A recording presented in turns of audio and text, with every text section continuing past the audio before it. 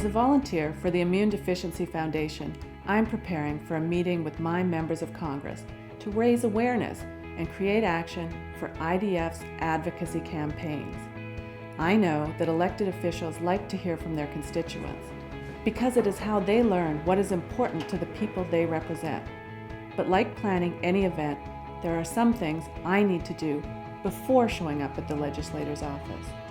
Come with me as I prepare for my meeting. Let's get started. First, I need to find out who my elected officials are. You can look up your officials by going to the IDF Advocacy Center and clicking on Find Your Elected Officials. You will see the names of your 2 senators and 1 representative. These are the offices you should schedule your meetings with. Next, I'll need to call each office and speak with the scheduler. You can find the contact information for the Washington, D.C. or district office at the website above, or by doing a simple search on the internet. Be sure to call the office where you would like to schedule your meeting. If you are coming to the Washington, D.C. area, you should call that office, while you should call the district office closest to you if you would like to have a meeting there. At first, I was feeling a little bit nervous about making this phone call, but I realized that I make appointments all the time, whether it's with my doctor or my hairstylist. This really isn't all that different. Tell the person who answers the phone that you are a constituent and an Immune Deficiency Foundation volunteer, and that you would like to schedule a meeting with the elected official or appropriate health policy staff person. Ask them to speak with the scheduler. You will have to introduce yourself again and explain again that you are a constituent and an Immune Deficiency Foundation volunteer, and that you would like to meet with your member or the legislative staff in charge of health. The scheduler will let you know the specific protocol for scheduling a meeting. Often, you will have to submit a request in writing, either by email, web form, or fax.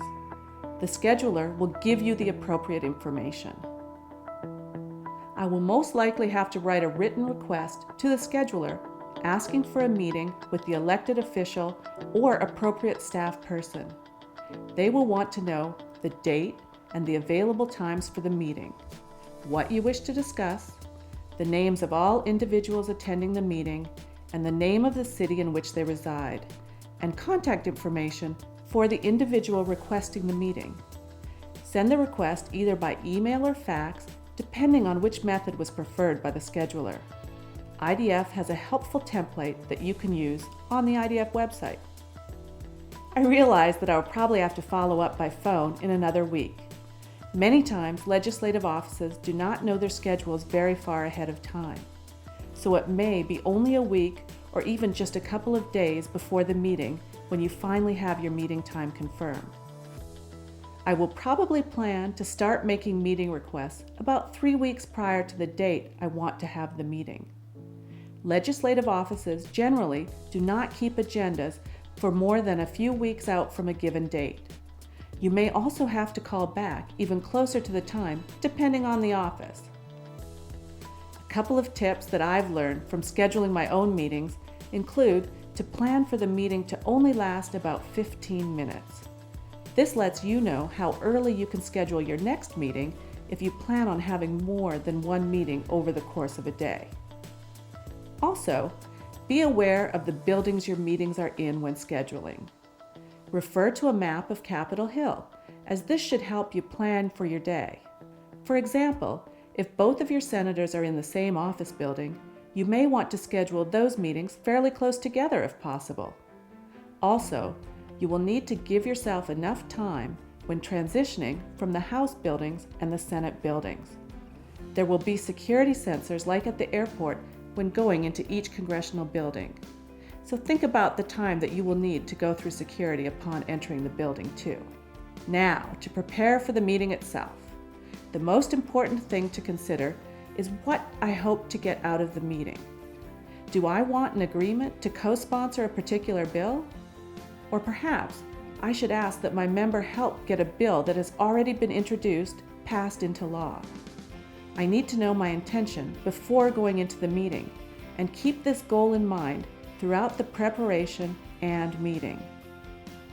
Before going into the meeting, I want to make sure that I'm completely aware of the issue I'm going to be advocating for.